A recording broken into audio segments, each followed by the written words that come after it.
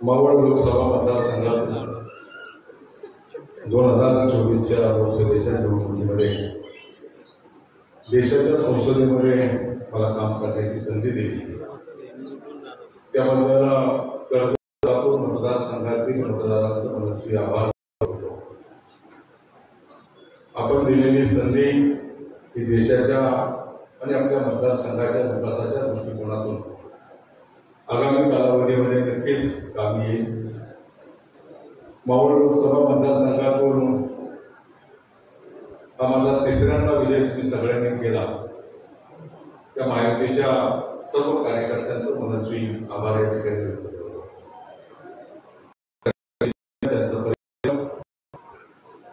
निवडणुकीच्या कालावधीमध्ये अहोरात्र घेतलेली मेहनत आणि या संघातून मला तिसऱ्यांदा लोकसभेमध्ये काम करण्याची संधी दिली। देशाचे पंतप्रधान सन्माननीय नरेंद्र मोदी यांच्या नेतृत्वाखाली एनडीए सरकारमध्ये पुन्हा एकदा विकासात्मक काम करण्याच्या संदर्भामध्ये देशाच्या लोकसभेमध्ये मला काम करता येईल। राज्याचे मुख्यमंत्री आमचे नेते आदरणीय एकनाथजी शिंदे साहेब यांच्या मार्गदर्शनाखाली यांच्या परिश्रमातून शिवसेनेची वाटचाल चालू असताना या मतदारसंघातून काम करण्याची आणि उमेदवार म्हणून पुन्हा एकदा तुमच्या समोर येण्याची जी संधी मला दिली माननीय शिंदे साहेब देवेंद्रजी अजित दादा यांचा समस्वी आभार व्यक्त करतो। खरं तर निवडणुकीच्या माध्यमातून वसंत शेठ मला पण खूप काही शिकता आलं। माझा पाठीमागून वळून पाहण्याचा स्वभाव नाही। उत्साह गड्या तुला भीती कुणाची मागे वळून पाहत नाही पुढची दिशा ठरवणारा कार्यकर्ता आहे। कदाचित तुम्हाला या ठिकाणी असणाऱ्या बऱ्याच जणांना मला परिचय नसेल त्यांना सांगतो मला पण राजकारणामध्ये 30 वर्ष झालेली आणि मी पण खूप निवडणुका पाहिल्या स्वतःच्या निवडणुका पाहिल्या इतरांच्या निवडणुका पाहिल्या। त्यामुळे या निवडणुकीमध्ये कर्जत खालापूर तालुक्यामध्ये थोडी स्थित्यंतर वेगळी होती काही परिस्थितीने वेगळी घडत होती आणि त्याची कल्पना मी महेंद्र शेठला सातत्याने देत होतो। महेंद्र शेठ मला सांगत होते की आपण तुमचं लीड एवढं राहील महेंद्र शेठला सांगत होतो म्हणजे तेवढं नाही राहणार आपण थोडं मागे राहू आणि मला अंदाज होता पण मी निवडून येणार हा मला अंदाज होता। माझ्या राजकीय जीवनाची सुरुवात पिंपरी चिंचवड पासून झाली आणि जवळपास 89 दशकामध्ये पिंपरी चिंचवड शहरामध्ये कार्यकर्ता म्हणून कामाला सुरुवात केली। 92 मध्ये पहिली शाळा काढली माझी स्वतःची। 92 मध्ये मी पतसंस्था काढली। पतसंस्था माझी 150 कोटीवरती आता आणि मी 97 नगरसेवक झालो। मी कार्यकर्ता हा जमिनीवरचा कार्यकर्ता आहे आणि या मतदारसंघामध्ये काम करत असताना गेल्या 10 वर्षामध्ये मावळ लोकसभा मतदारसंघामध्ये काम प्रामाणिकपणे केलं। मी छाती ठोकपणे सांगतो पत्रकार मित्रांच्या समोर सांगतो देशाच्या स्वातंत्र्यानंतर जेवढे खासदार झाले या मतदारसंघामध्ये रायगड जिल्ह्यामध्ये देशाच्या स्वातंत्र्यानंतर जेवढे खासदार झाले त्या खासदारांपैकी सर्वाधिक निधी आणि सर्वाधिक कामं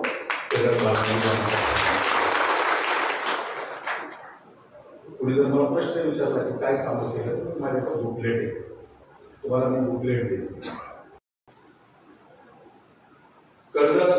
पनवेल कर्जत रेल्वेचा प्रश्न मी मार्गी लावला आहे। रेल्वेचं काम चालू आहे आता। नेरळच्या रेल्वे स्टेशनचा प्रश्न कुणी मार्गी लावला। माथेरानच्या रेल्वेचा प्रश्न कुणी मार्गी लावला।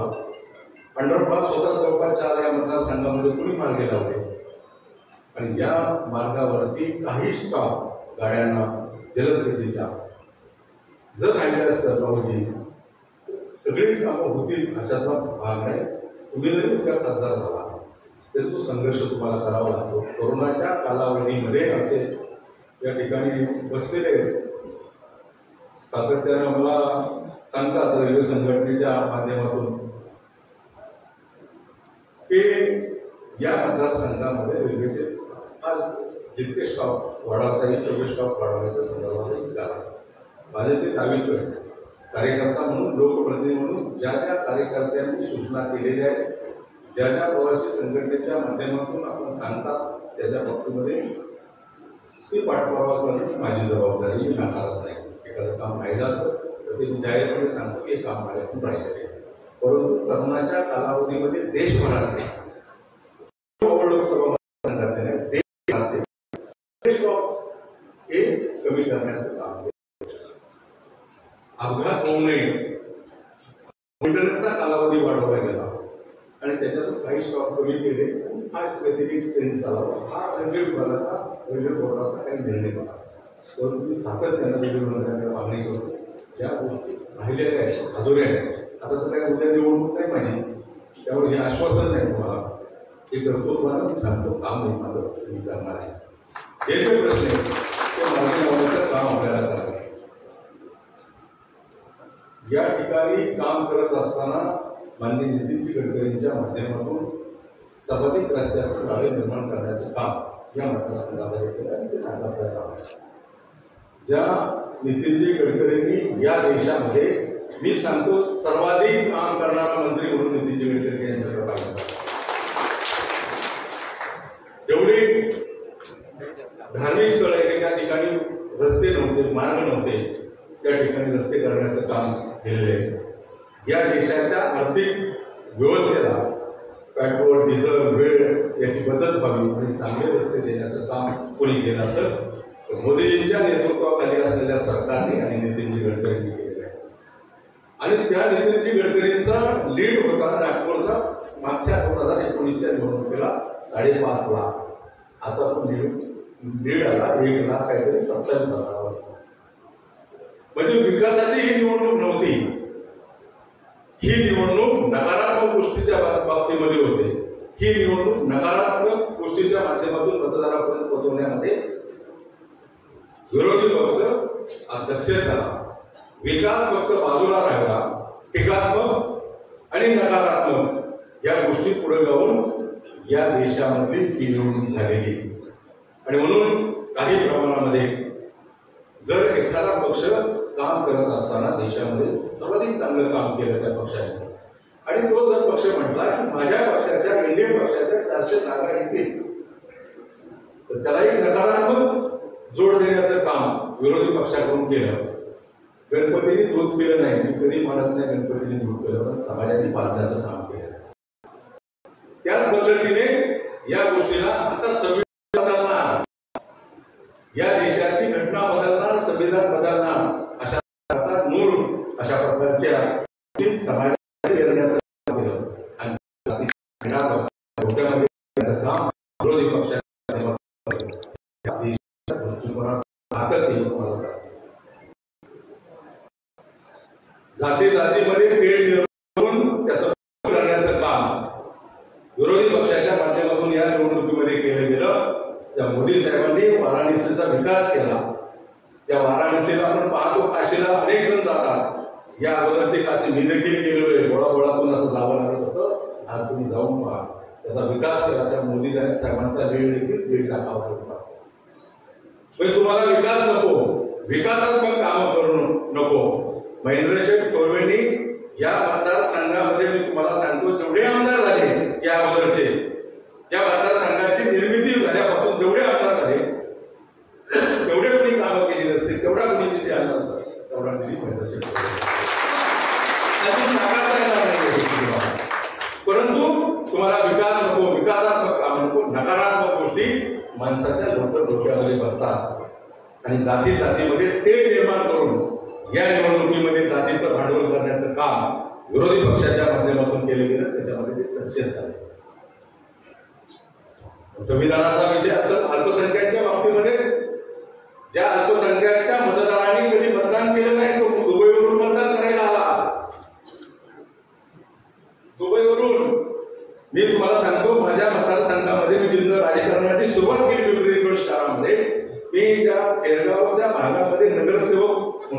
गेलं जवळपास 20 वर्ष. तिथल्या काही मुस्लिम धर्मियाच्या लोकांना मी बोलवलं. ते म्हणले नाही आम्ही तुम्हाला पद टाकतो, आम्ही तुम्हाला मत देणार. आणि शेवटच्या 3 दिवस आम्हाला एवढं सांगितलं समाज आता बिघडलेला आहे आणि समाजाच्या डोक्यामध्ये वेगळं चित्र निर्माण झाले. आपण स्वारी म्हणले तुम्हाला विरोध नाही, आमचा विरोध मोदीजी नाही, त्यामुळे आम्ही हात जोडून सांगतो तुम्हाला मत टाकता.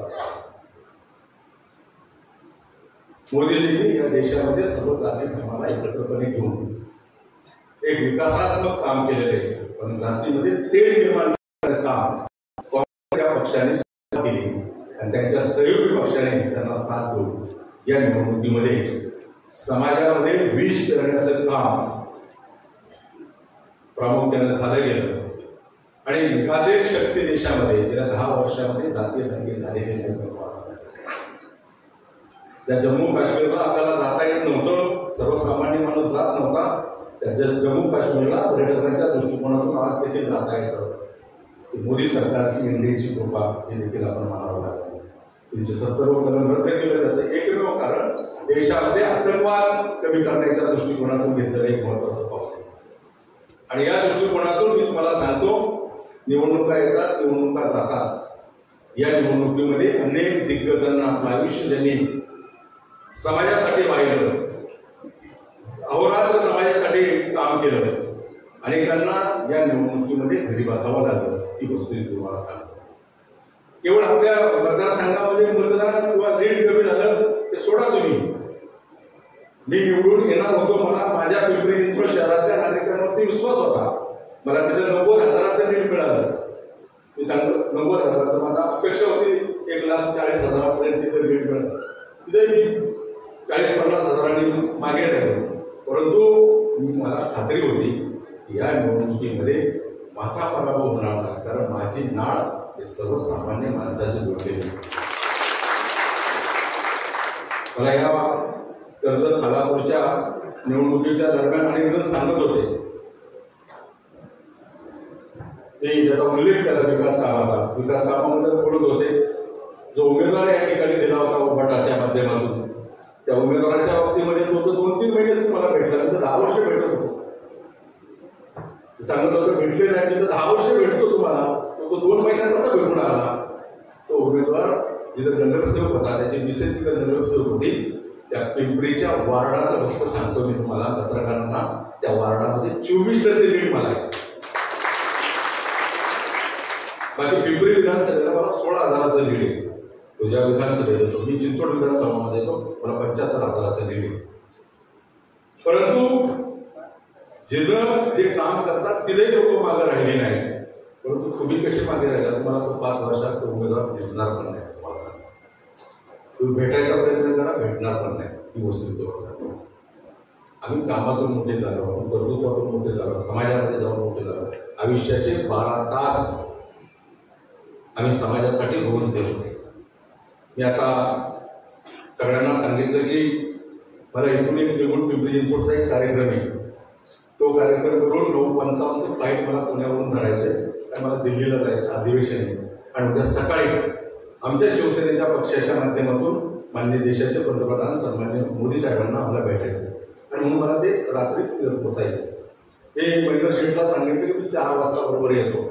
काल राज्याचे मुख्यमंत्री सन्माननीय एकनाथ शिंदे साहेब हे पालखीच्या दरम्यान काल आळंदीला होते. आळंदीवरून मी त्यांना खरं तर देऊच्या प्रस्तावना ते येणार होते, पण राज्याचे बजेट असल्यामुळं ते येऊ शकले नाही. आणि मला त्यांनी सकाळी फोन केला की मी आळंदीच्या प्रस्तावना येतो. काल आळंदीच्या प्रस्तावना राज्याचा मुख्यमंत्री, पहिला मुख्यमंत्री की जो वारी निमित्त प्रस्तावना 2-2.5 तास त्या आळंदीच्या माऊलीच्या मंदिरामध्ये. पहिलं मुख्यमंत्री ज्यांनी तुकोबाच्या पालखी रथाचं सारथ्य केलं. पहिला मुख्यमंत्री पालखीमध्ये बसून सारथ्य करायला लावलं. मी साहेबांना म्हणलो आपण केवळ घोषणा नाही, साहेबांनी विधिमंडळामध्ये महामंडळ स्थापन केलं वारकऱ्यांचं, त्याची घोषणा विधिमंडळात केली आणि ते 2 वाजता पुण्यामध्ये आले. आणि या सगळ्या परिस्थितीमध्ये समाजामध्ये राहून समाजाला न्याय देणारा मुख्यमंत्री खरं तर आपल्याला मिळाला आहे. एक चांगली टीम माननीय देवेंद्रजी, माननीय एकनाथ साहेब शिंदे यांच्या नेतृत्वाखाली राज्यामध्ये एक चांगली टीम काम करते. महिलांसाठी अनेक योजना आपल्याला राबवलेल्या आहेत त्यांनी, त्याच्या घोषणा देखील केलेल्या आहेत आणि अनेक कार्यकर्त्याला बळ देणारा, न्याय देणारा म्हणून त्यांच्याकडे पाहिलं जातं.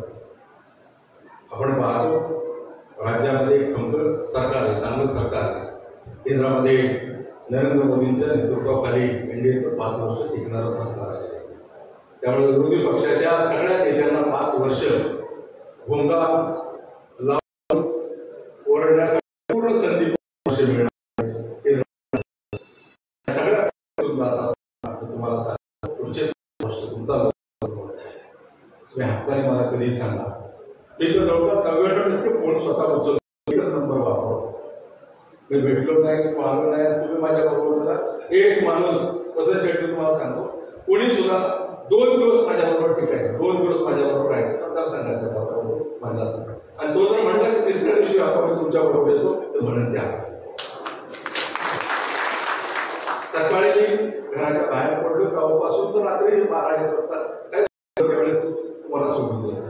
2 दिवस राहायचं, मग तुम्हाला खासदार काय काम करतो ते. शेवट आम्ही कामातून मोठे झालो. त्या स्वतःच्या बळावरती आमचा कोणी दादा बाबा आमदार खासदार होता. आम्ही स्वतःच्या कर्तृत्वाने इथपर्यंत पोहोचलेलो तुमच्या सगळ्यांच्या आशीर्वादाने. नम्रपणे सांगतो, तुम्ही सगळ्यांनी दिलेलं मत, ज्यांनी दिलं नसेल त्याची प्रेरणा आम्हाला मिळाली. मी तुम्हाला सांगतो, ज्यांनी मत दिलं नसेल त्याची प्रेरणा मिळाली. प्रेरणा एवढ्यासाठी की काम करायला तो उत्साह मिळाला की बाबांनो तुम्ही आम्हाला सांगितलं, आमच्या बरोबर राहिला, आमच्या बरोबर राहून आम्हाला सांगितलं की तुम्ही बरोबर आहे. आणि आमच्या जास्त बोलणं चुकीचं ठरलं, पण तुम्ही एकमेव होतो. मतदान झाल्यानंतर मी स्वतः पत्रकारांना त्या बातम्यांनी स्वतः सांगितलं, स्पष्ट बोलणारा कार्यकर्ता. समोर जर आले तरी चुकीचं काही बोलणार नाही. आपल्याला आगामी पुढच्या विधानसभेच्या दृष्टिकोनातून जायचं. या मतदारसंघामध्ये कामाच्या आणि कर्तृत्वाच्या जोरावरती महेंद्र शेठ थोरवे या भागामध्ये चांगलं काम करतात, सगळ्यांनी साथ द्यावी अशा प्रकारचं तुम्हाला आव्हान करतो. चांगलं काम पुढे घेऊन जायचं. नकारात्मक गोष्टीला धाडा द्यायचा नाही. नकारात्मक गोष्टीही काही होत नाही, साध्य होत नाही. मला सांगतो, आपल्याला आपल्या परिसराचा, आपल्या गावातला, आपल्या भागाचा विकास करण्याच्या दृष्टिकोनातून चांगलं काम उभं करायचं आणि त्या दृष्टिकोनातून आपण एकत्रपणे या. शेवट मनातला जो नकारात्मक बाजू आहे ती सारण्याचं बाजूला सारण्याचं काम आपल्याला पुढच्या कालावधीमध्ये करायचं. आपण सगळेजण जाणकार अनेक निवडणुका आपण पाहिलेल्या. लोकसभेला आपण काय केलं यापेक्षा मी तर जाहीरपणे सांगतो, मावळ लोकसभा मतदारसंघामध्ये जे 14.5 लाख मतदार झाले, 14.5 लाख मतदारांनी माझ्यावर टाकला म्हणून देशाच्या लोकसभेत गेलो. नकारात्मक दृष्टीने शेवट कोणी मतदान केलं असतं, एखादा पक्ष म्हणून त्याला मतदान करायचं असतं, त्याला माझी बाजू समजते, चांगला उमेदवार म्हणून त्याला समजलं, परंतु मला त्याला त्या पक्षाला मतदान करायचंय. परंतु आज सर्वांचा या लोकसभा मतदारसंघातल्या असलेल्या तमाम मतदाराचा, जे 25 लाख मतदार आहेत त्या मतदाराचा प्रतिनिधित्व करणार आहे. तर माझ्या मनामध्ये ज्यांनी मतदान दिलं नाही, ज्यांनी माझ्या विरोधात काम केलं, नकारात्मक गोष्टी माझ्या मनामध्ये कुठल्याही नाही, पण विकासाच्या बाबतीमध्ये कोणी आढळ येत असं त्याला त्याच पद्धतीने उत्तर देण्याचं काम आहे. आपल्याला चांगलं काम पुढे घेऊया. केवळ टीकात्मक बोलून आपण टीकात्मक काही गोष्टी करण्याचं काम करत असत तर आपण त्या सोडून द्या. शिंदे साहेबांच्या नेतृत्वाखाली चांगलं काम करण्याची संधी खरं तर मला मिळाली. देशामधलं एक वेगळ्या प्रकारचं वातावरण असताना देखील या वातावरणामध्ये पुन्हा एकदा देशाचे पंतप्रधान सन्माननीय नरेंद्र मोदी यांच्या नेतृत्वाखाली काम करण्याची संधी मिळाली. आणि मग माझ्या लोकसभेच्या अभिनंदन सभापतीच्या अभिनंदन प्रस्तावामध्ये देखील सांगितलं, बाळासाहेब ठाकरेंचा खरा विचार पुढे नेण्याचं कोणी काम करत असत तर एकनाथ शिंदे साहेब काम करतात आणि त्याच्या विचाराने आम्ही सगळेजण काम करतो. आणि हेच काम भविष्यामध्ये आपल्याला उपयोगी ठरणार आहे. आपल्याला सामाजिक हित जोपासण्याचं काम आणि या मतदारसंघातील मतदारांना न्याय देण्याचं काम आपल्याला आगामी कालावधीमध्ये करायचं आहे. महेंद्र शेठ आपल्याला या माध्यमातून मनस्वी शुभेच्छा व्यक्त करतो.